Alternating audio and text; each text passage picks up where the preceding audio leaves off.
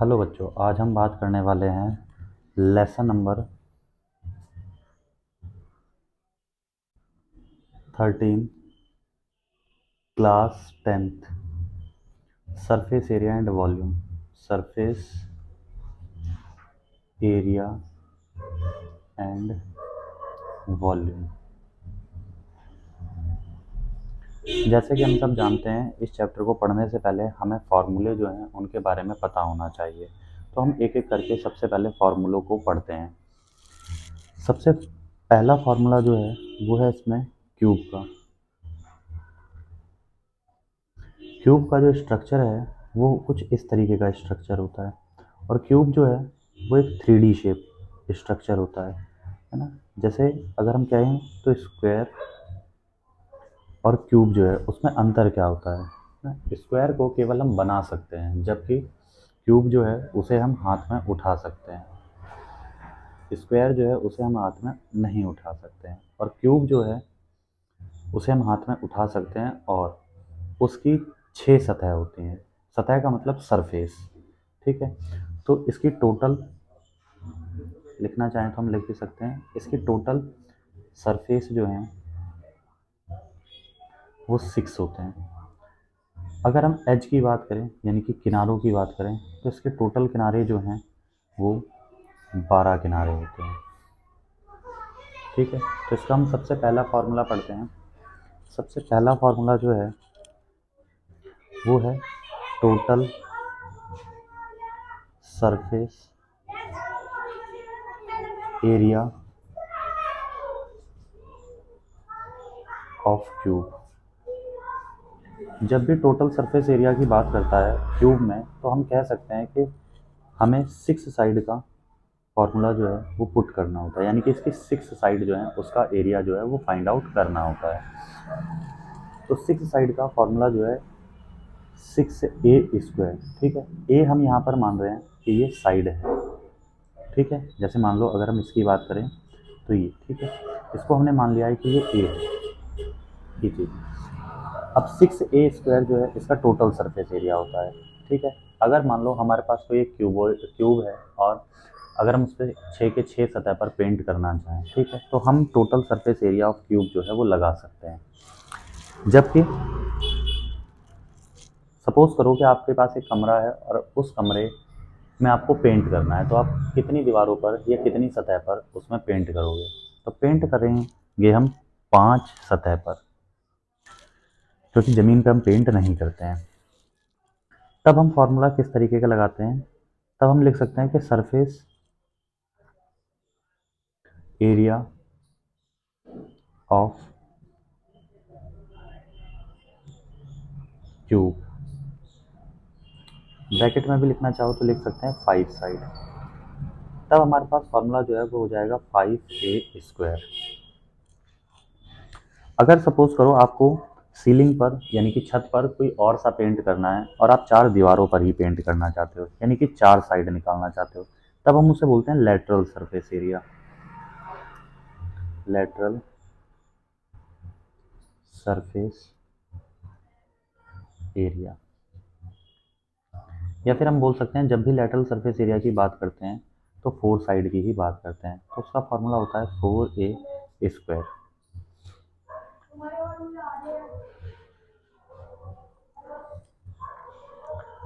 चौथा फार्मूला इसका है, देखो अभी तो हमने इसमें बात की कि सरफेस क्या है, ठीक है, सतह जो है, ठीक है, उसके ही एरिया की हम बात कर रहे हैं। अब हम बात करते हैं कि सपोज करो इसके अंदर कुछ भरा जाए। अगर हम इसके अंदर कुछ भरते हैं तब हम क्या करते हैं कि उसके वॉल्यूम की बात करते हैं कि एक्चुअल में इसके अंदर क्या चीज़ें आ सकती हैं या कितनी आ सकती हैं। जैसे अगर हम इसके अंदर पानी भरने लग गए, ठीक है, तो पानी कितना आएगा जब इसकी साइड ये है ना। साइड कुछ भी हो सकती है, 2 सेंटीमीटर 3 सेंटीमीटर जो भी है, एनीथिंग। पर अगर जैसे मान लो लिखते हैं इस चीज़ को, वॉल्यूम ऑफ क्यूब।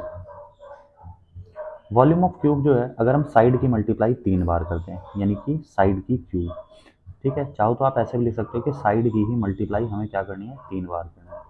अगर हम साइड की मल्टीप्लाई 3 बार कर दें तो भी हमारे पास क्या आ जाएगा, वॉल्यूम आ जाएगा। इसके अंदर कितनी चीज़ें आ सकती हैं, अगर हम हवा की ही बात करें तो कितनी हवा भरी जा सकती है, कुछ इस तरीके से चीज़ें जो हैं वो आ सकती हैं। ठीक है। अच्छा, इसका एक फॉर्मूला और है। ठीक है, diagonal of cube, diagonal of cube. तो डायगोनल ऑफ क्यूब जो है, इसका फॉर्मूला हमारे पास है √3 इंटू में साइड। ठीक है, साइड की जगह हम ब्रैकेट में ऐसे भी लिख सकते हैं √3e, इस तरीके से भी इसे लिखा जा सकता है। तो ये हमारे लगभग कुछ फॉर्मूले हैं जो कि क्यूब से संबंधित हैं। अब हम बात करते हैं नंबर 2। नंबर 2 है क्यूबॉइड। ठीक है। अच्छा, क्यूब और क्यूबॉइड में अंतर कैसे पता करोगे आप?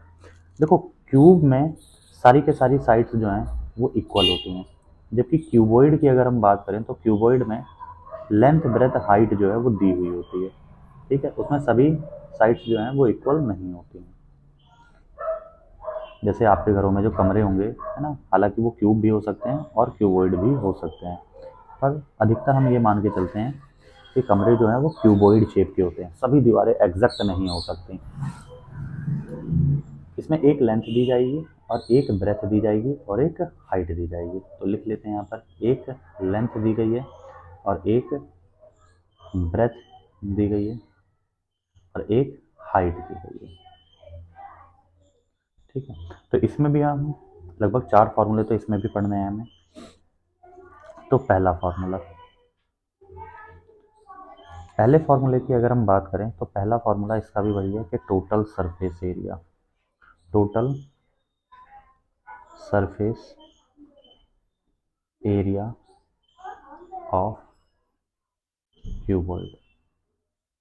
तो इसका फार्मूला है 2 ब्रैकेट में LB प्लस BH प्लस में HL, ये फार्मूला है। अगर हमें 6 के 6 सतह पर पेंट करना है या फिर हम इस पर, ठीक है, कोई पॉलीथीन या पेस्ट करना चाहें किसी तरीके से या कोई कलर करना चाहें, तो आप ऐसे मान सकते हो कि 6 सरफेस का एरिया जो है वो आपको निकालना पड़ेगा। तो आप ये वाला फार्मूला लगाओगे। यहाँ पर कोई भी साइन नहीं है, इसका मतलब आपको मल्टीप्लाई करनी पड़ेगी। ठीक है, यहाँ पर भी। इसके बाद दूसरा फार्मूला है इसका सरफेस एरिया ऑफ 5 साइड। ठीक है, फिर से वही concept, surface area of 5 side. अगर आपको 5 साइड का सरफेस एरिया निकालना है, ठीक है, मान लो आपका कमरा जो है वो एक क्यूबॉइड शेप का है और उस पर आपको पेंट करना है, तो पेंट 5 दीवारों पर हो सकता है। ठीक है, कॉमन सी बात है, आप जमीन पर पेंट नहीं कर सकते। तब इसके लिए फॉर्मूला क्या होगा? देखो, हम ऐसा मान सकते हैं कि या तो 6 साइड में से एक साइड को घटा दो या 4 साइड में एक साइड को जोड़ दो, तब भी 5 साइड बन सकती हैं। तो हम यहाँ पर ये मान के चलते हैं कि 6 साइड जो हैं उसमें से हम क्या करेंगे, एक साइड जो है उसको हटा देंगे। हटाना मतलब माइनस करना, तो हमने माइनस कर दिया इसमें से लेंथ और ब्रेथ को। तो ये हमारे पास 5 साइड जो है उसका फॉर्मूला जो है वो बन जाएगा। तीसरा इसमें अगर हम बात करें तो तीसरा जो है वो है lateral surface area, lateral surface area.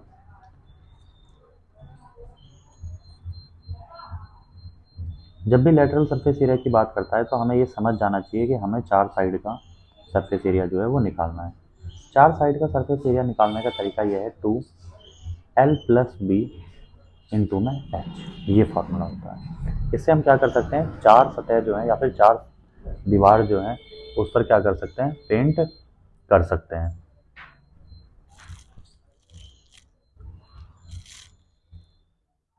इसके बाद अगर हम वॉल्यूम की बात करें तो वॉल्यूम ऑफ क्यूबॉइड जो है वो क्या होता है, वॉल्यूम ऑफ क्यूबॉइड।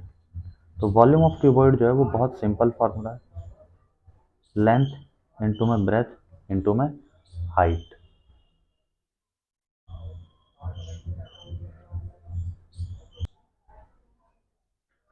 अब हम बात करते हैं सिलेंडर की।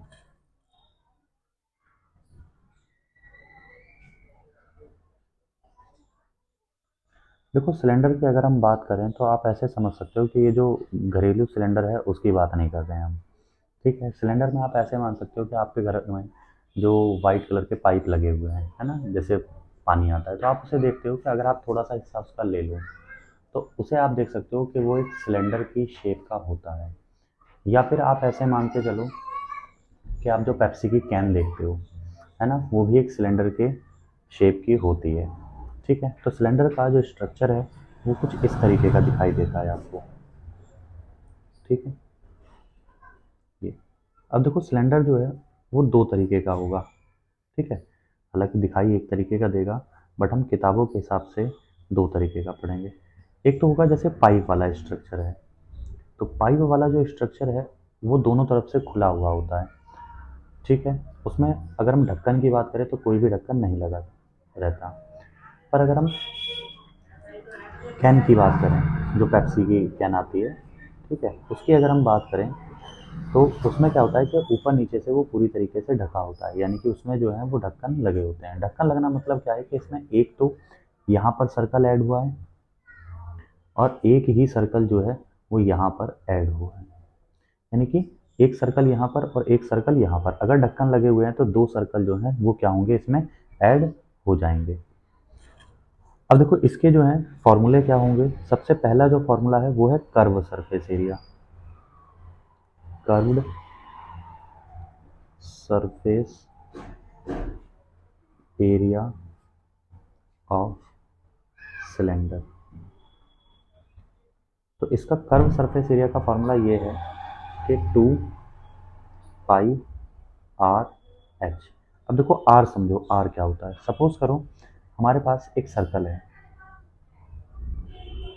ठीक है, ये इसका क्या हो गया, सेंटर हो गया। सेंटर से सरकमफ्रेंस तक खींची गई कोई भी सीधी लाइन क्या कहलाती है, रेडियस कहलाती है। ठीक, इस रेडियस को हम इस छोटे आर से भी रिप्रेजेंट करते हैं। ठीक है, जबकि हाइट की अगर हम बात करें तो यहाँ से लेके यहाँ तक जो है उसे हम बोल देंगे हाइट सिलेंडर में। ठीक है, और पाई का मान जो है वो 22/7। ठीक है, या कभी कभी हम 3.14 मान लेते हैं। ठीक है, हालांकि किताबों में दिया होगा कि पाई की वैल्यू आपको क्या रखनी है, 22/7 रखनी है या फिर 3.14 रखनी है। तो आप इसमें से कोई सी भी वैल्यू जो है उसको रख सकते हो।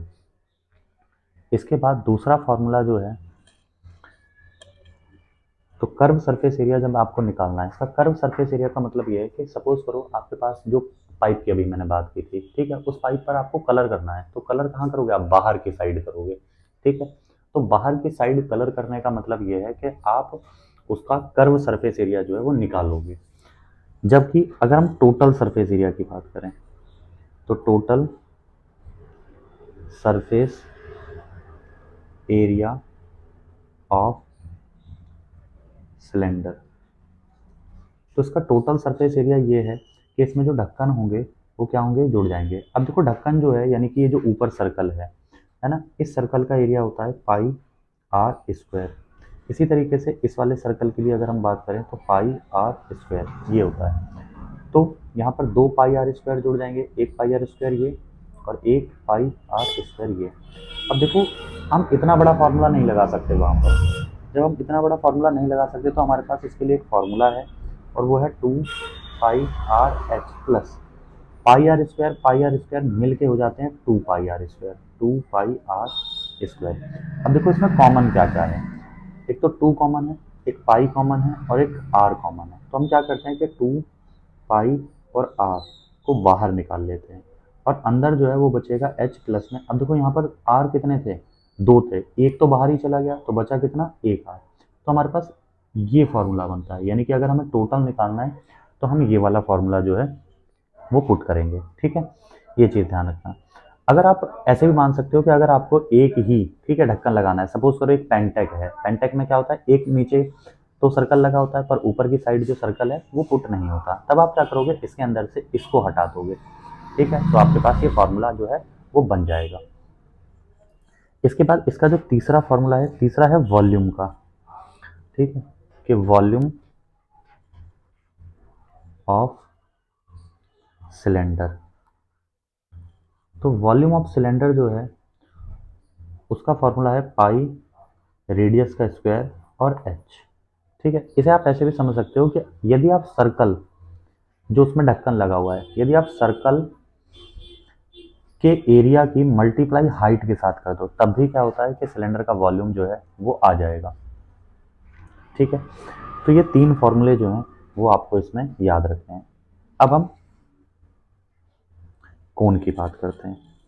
ठीक है, कोण आपने देखी भी होगी, है ना। कोण की अगर हम बात करें तो ऐसे मान लो आप, जैसे जो बर्थडे कैप आती है वो भी कोण होती है। ठीक है, या फिर कभी हम आइसक्रीम खाते हैं तो वो भी कैसी होती है, कोण शेप की होती है। ठीक है, तो कोण का स्ट्रक्चर जो है कुछ इस तरीके का होता है।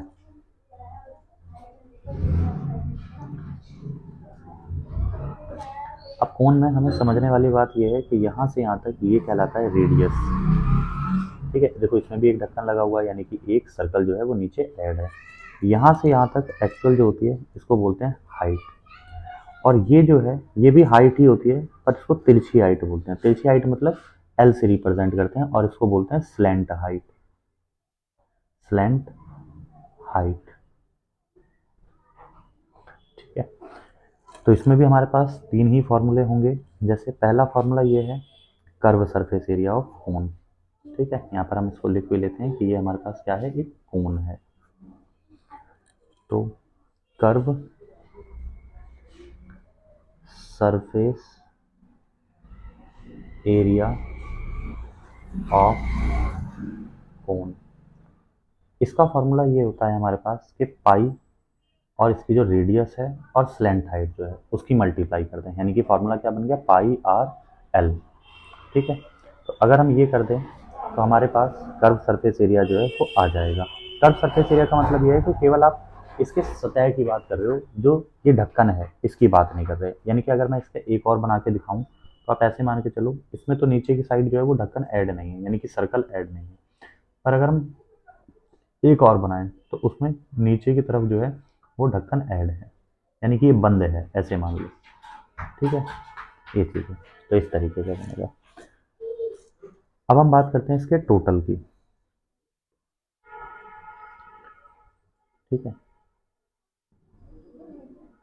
तो टोटल सरफेस एरिया कितना होगा इसका,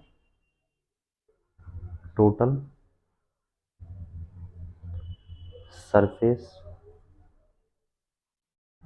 एरिया ऑफ कोन, तब ये हो जाएगा हमारे पास, देखो पाई आर एल, ये तो था ही था। अब इसमें क्या हुआ, ये वाला जो सर्कल है ये ऐड हो गया, और सर्कल जो है वो क्या होता है, पाई आर स्क्वायर। तो हम क्या करेंगे, इसी में एक पाई आर स्क्वायर जो है उसको जोड़ देंगे। तो फॉर्मूला क्या बना, देखो पाई कॉमन है, आर भी निकाल सकते हैं बाहर, तो पाई आर बाहर आ गया, अंदर बचा एल प्लस में आर, ये वैल्यू बची।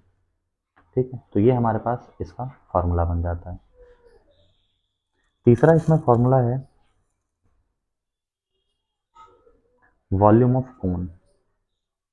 वॉल्यूम ऑफ कोन, तो इसका फॉर्मूला है 1/3 पाई आर स्क्वायर एच।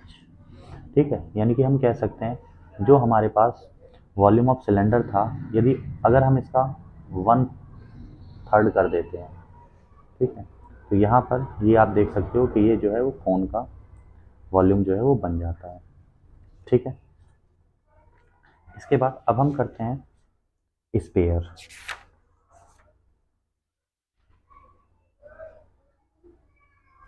तो हमारे पास पांचवा जो है वो है spare.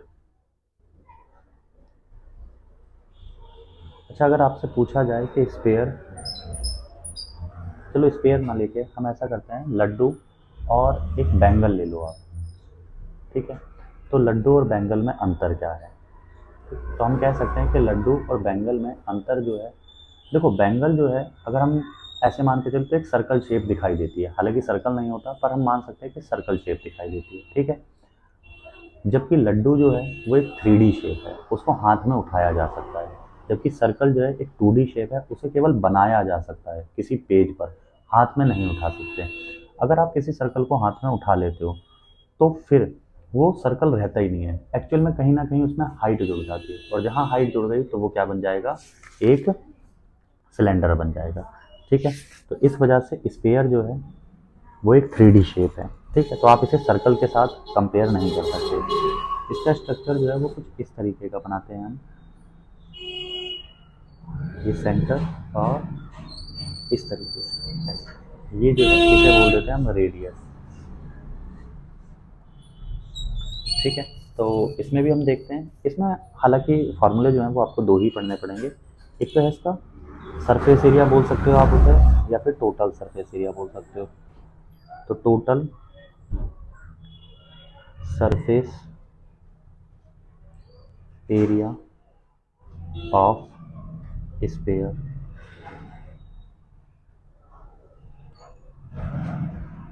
Total surface area of sphere जो है उसका फॉर्मूला है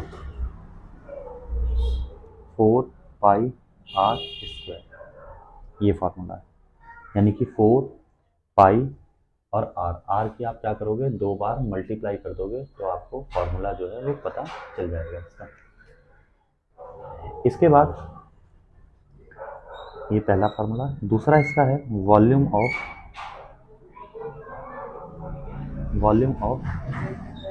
स्फीयर। वॉल्यूम का मतलब ये है कि इसके अंदर कितनी चीज़ें आ सकती हैं। तो इसके अंदर देखो कितनी चीज़ें आ सकती हैं, अगर हमें ये निकालना है तो इसका फार्मूला है 4/3 पाई r क्यूब, ये फार्मूला है। ठीक है, तो स्फीयर के ये दो फार्मूले हैं और इनको हम याद रख सकते हैं। इसके बाद इसमें जो आता है वो आता है हेमिस्फीयर। हेमी मतलब होता है आधा, तो हेमिस्फीयर।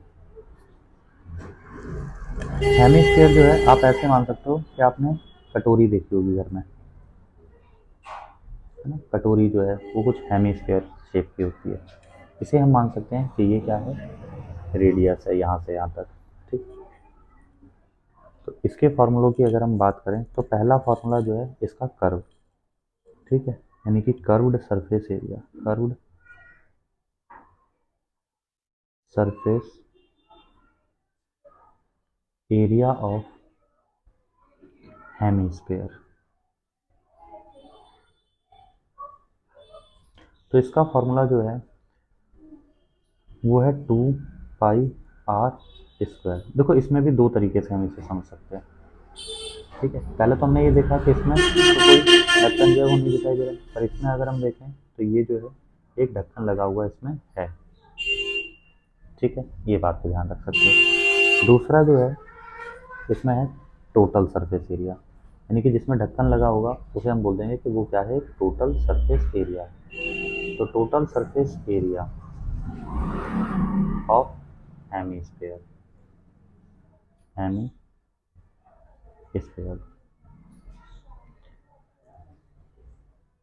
तो इसका फार्मूला जो है वो है, देखो 2 पाई r स्क्वायर तो हमारा कर्व का था। अगर हम इसमें एक ढक्कन जोड़ दें, क्योंकि ये क्या है, एक सर्कल है, तो हम इसमें क्या करते हैं, पाई r स्क्वायर जो है वो और जोड़ देते हैं। देखो 2 पाई r स्क्वायर तो ये थे, और पाई r स्क्वायर जो है वो ये हो गया, तो टोटल कितना हो गया, 3 पाई r स्क्वायर, ये वैल्यू हो गई। तो ये जो है इसका फार्मूला हो जाएगा। इसके बाद तीसरा जो है वो है हमारे पास volume of hemisphere, volume of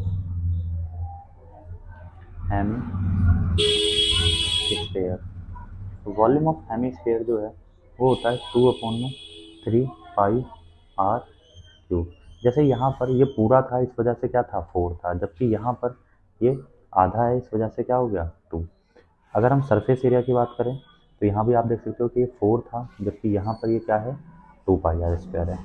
तो ये लगभग हमारे सभी फार्मूले जो हैं वो दे रखे हैं। हालांकि इसमें एक और है, फ्रस्टम का फार्मूला, है ना, पर वो सिलेबस में कट गया है इस बार, तो उसे हम कभी और पढ़ेंगे।